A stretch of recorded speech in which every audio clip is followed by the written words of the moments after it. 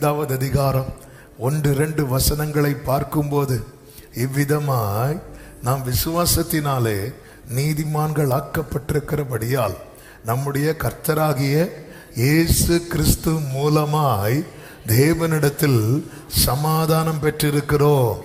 அவர் மூலமாய் இந்த கிருபையில் பிரவேசிக்கும் ஸ்லாக்கியத்தை விசுவாசத்தினாலே பெற்று நிலை கொண்டிருந்து தேவ மகிமையை அடைவோம் என்கிற நம்பிக்கையினாலே மேன்மை பாராட்டி கொண்டிருக்கிறோம். கைகளை உயர்த்தி ஹல்லேலூயா.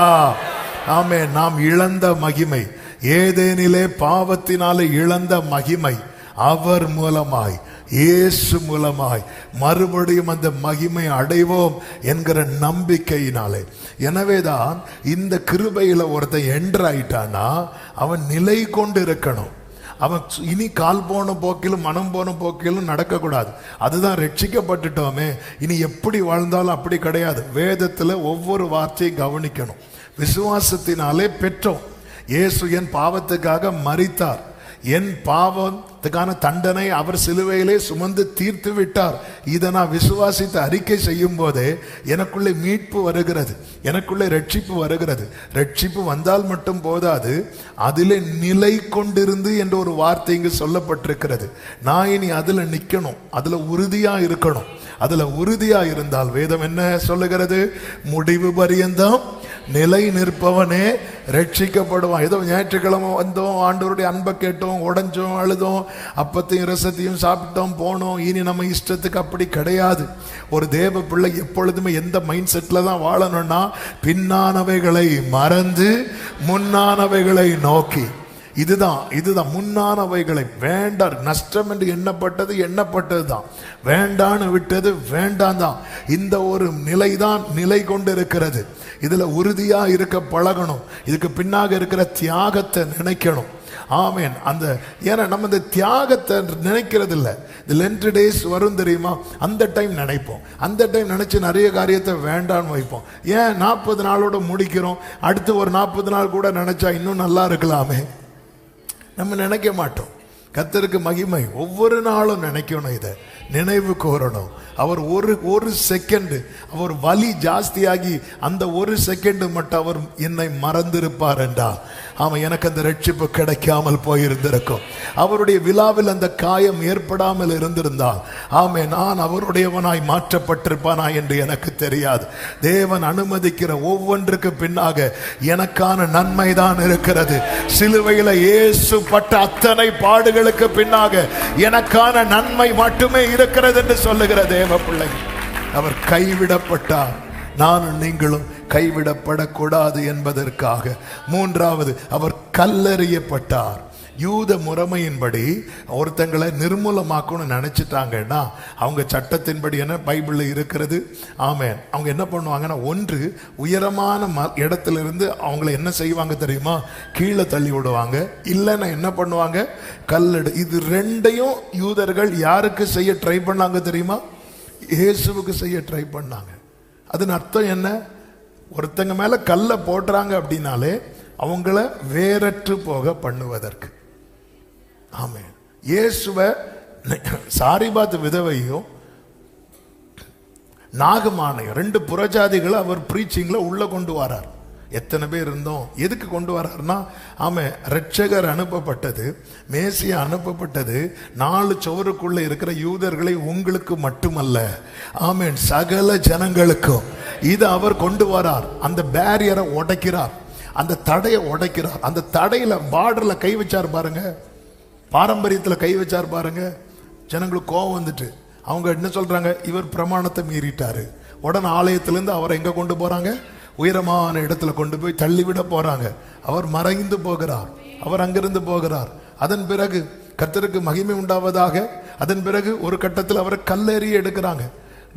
யோவான் 8வது அதிகாரத்தில், யோவான் 10வது அதிகாரத்தில் 2 இடத்துல அவரை கல்லெறிவதற்காக, யோவான் 8:59, யோவான் 10:31. இந்த 2 அதிகாரத்திலையும் ஆமென் அவரை கல்லெறிவதற்கு ஒரு காரணம் என்னவென்றால், இவர் என்ன சொல்லுவார்னா, ஆபிரகாமை விட இவர் தம்மை அதுக்கு முன்னமே நான் இருக்கிறேன் என்று 8ல் சொல்லுவார். இவங்களுக்கும் கோபம் வந்துடும். 10ல் என்ன சொல்லுவார்னா, நானும் பிதாவும் ஒன்றாய் இருக்கிறோம் அப்படின்னு சொல்லுவார். அதாவது அவங்க முறைமையின்படி தேவதூஷணம் இது, யூதருடைய முறை. உடனே அவங்க என்ன பண்றாங்க, கல்லை எடுக்கிறாங்க. இவர் சொன்னது எதுவுமே பொய் கிடையாது, இவர் சொன்னது மெய். ஆமென் சொல்லுங்க. ஆனா இந்த 2 அதிகாரத்திலும் என் கண்களுக்கு ஆவியானவர் காண்பித்து தந்தது என்னவென்றால், இவர் மேல கல் எறியறதுக்கு காரணம் என்ன? 8வது அதிகாரத்தில் இன்னொரு சம்பவம் இருக்கிறது. என்ன தெரியுமா? கல்லெறியப்பட வேண்டிய ஒருத்தி கொண்டு வரப்படுகிறாள். ஹல்லேலூயா. அவ மேல கல் எறியப்படாம கர்த்தர் காப்பாற்றுகிறார். ஆமென் சொல்லுங்க பார்க்கலாம். எல்லாரும் கல்லை இவர் மேல எரிய எடுக்கிறாங்க.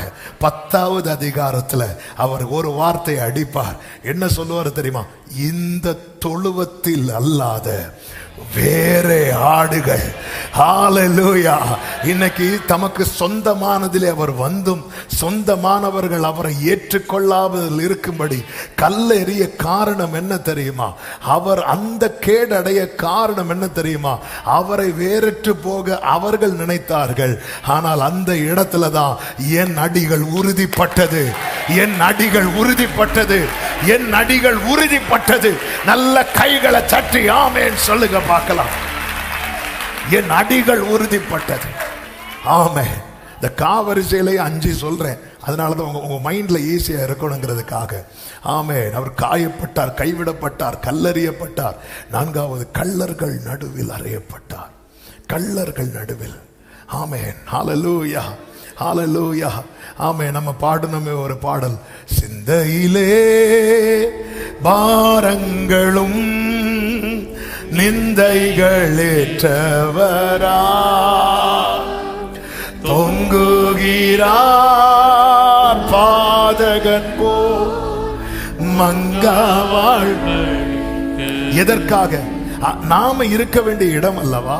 அவர் இருக்க வேண்டிய இடத்துல நம்மை கொண்டு வருவதற்கு நாம் இருக்க வேண்டிய இடத்துல அவர் வந்து நிற்கிறார். மத்தேயு 8:11 இயேசு சொல்லுகிறார், அநேகர் கிழக்கிலும் மேற்கிலும் இருந்து வந்து பரலோக ராஜ்யத்தில் ஆபிரகாம், ஈசாக்கு, யாக்கோபு என்பவர்களோடே பந்தி இருப்பார்கள். ஆமா. இன்னைக்கு கர்த்தருடைய சமூகத்தில் அமர்ந்திருக்கிற உள்ளமே, நாம இப்படி தேவ சமூகத்திலே தேவ ஜனங்களோடு அமர்ந்திருப்பதற்காக அவர் கள்ளர்கள் நடுவில் அறையப்பட்டிருக்கிறார். கர்த்தருடைய பந்தியில் அமருகிற உள்ளமே, இப்படி இப்படி தேவ ராஜ்யத்தில் கர்த்தருடைய பந்தியில ஒருத்தங்க இருக்கிறாங்கனாலே அவங்க எந்த வரிசை தெரியுமா? ஆபிரகாம் வரிசை. பக்கத்துல 2 பேர் கையை பிடிச்சு சொல்லுங்க, நம்ம ஆபிரகாம் வரிசை. ஆமென் சொல்லுங்க பார்க்கலாம். ஆபிரகாம் வரிசை. போதும் போதும் போதும், வரிசை மாறிறாம. ஹல்லேலூயா, ஹல்லேலூயா. See, இதுக்கு பின்னாடி இருந்த தியாகம் என்ன? கள்ளர்கள் நடுவில், கள்ளர் மத்தியில் ஒரு கள்ளனை போ மற்ற கிறிஸ்தேசு. நம்ம எல்லாம் இருக்கிறோம் ஒயிட் ட்ரெஸ் போட்டுட்டு நீட்டா வந்துட்டு பிரைஸ் லார்ட் சொல்லிட்டு.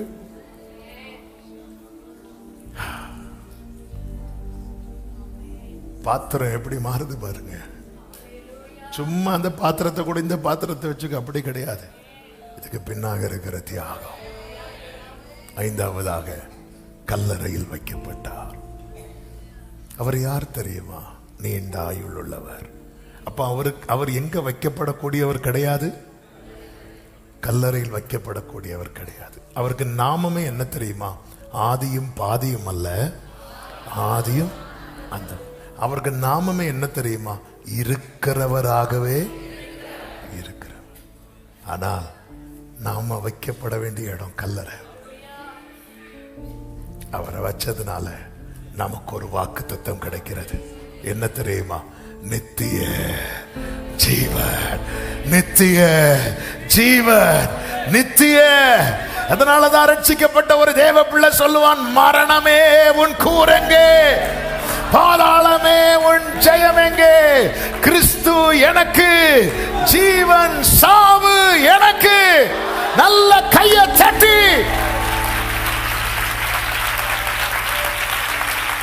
ஹalleluya, ஹalleluya. நித்திய ஜீவன், அந்த நம்பிக்கை. அதனாலதான் தெசலோனிக்கேயருக்கு எழுதும் போது அப்போஸ்தலனாகிய பவுலை கொண்டு ஆவியானவர் சொல்லுகிறார், இங்க பாரு, ஒருத்தங்க இறந்துட்டாங்க, அதுவும் கிறிஸ்துவுக்குள்ள ஒருத்தங்க இறந்துட்டாங்கன்னா அழுறோம். அழுகிறது தப்பு கிடையாது, அழுகிறது தப்பு கிடையாது. அழுகிறவர்களோடு கூட அழுங்க. சில சொல்லுவாங்க, இறந்த வீட்டில் என்ன செய்யக்கூடாது, ஒரு தேவ பிள்ளை அழக்கூடாது. அழணும். இயேசு அழுதாரா இல்லையா? அழுதார். சொல்றது ஓவரா போகக்கூடாது. ஆமே, ஓவரா போகக்கூடாது. இறந்த வீட்டில் அழக்கூடாது. சரி, நீங்க இறக்கும் போது நாங்கள் அழமாட்டோம், டீல் முடிஞ்சு, ஓகே. அழுறவங்களை அழ விடணும். ஆனா எப்படி அழக்கூடாது தெரியுமா? நம்பிக்கையற்றவர்களை போல அழக்கூடாது. இனி அவ்வளவுதான். அப்படி அல்ல. இனி இந்த பூமியில இந்த சரீரத்தில் நம்ம என்ன செய்ய மாட்டோம், பார்க்க மாட்டோம்.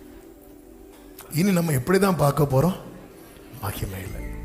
ஆமென், ஹல்லேலூயா. அப்ப இந்த நம்பிக்கை வலி இருக்குங்க. ஒருத்தங்க கூடவே இருந்துட்டு திடீர்னு வந்து ஃபாரின் போறாங்க அப்படின்னா ஏர்போர்ட்டுக்கு போனா தெரியும், அந்த அழுகையை பார்க்க முடியும்.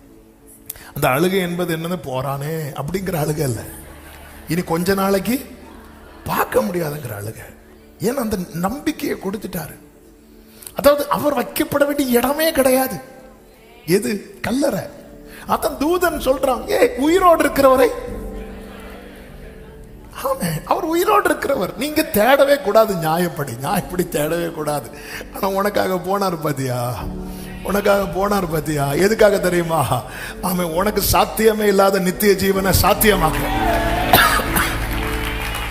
ஜெயம் கொள்ளுகிறவன் எவனோ அவனுக்கு பரதீசின் மத்தியில் இருக்கிற ஜீவ விருட்சம். ஆண்டவர் நம்ம கிட்ட எதிர்பார்க்கிறது ஒண்ணே ஒண்ணுதான். அதுதான் சங்கீதக்காரன் சொல்லுகிறான். வாசித்து ஜெபிக்கலாம். 116, 12, 13. கர்த்தர் செய்த சகல உபகாரங்களுக்காகவும் அவருக்கு எண்ணத்தை செலுத்துவேன். ரட்சிப்பின் பாத்திரத்தை எடுத்துக்கொண்டு. ஆமென். கைகளை அப்படியே உயர்த்தி, என் கையில் இருந்த தத்தளிப்பின் பாத்திரத்தை நீக்கி ரட்சிப்பின் பாத்திரத்தை தந்த கிருபைகளுக்காக சத்தமா ஸ்தோத்திரம் சொல்லுவோம்.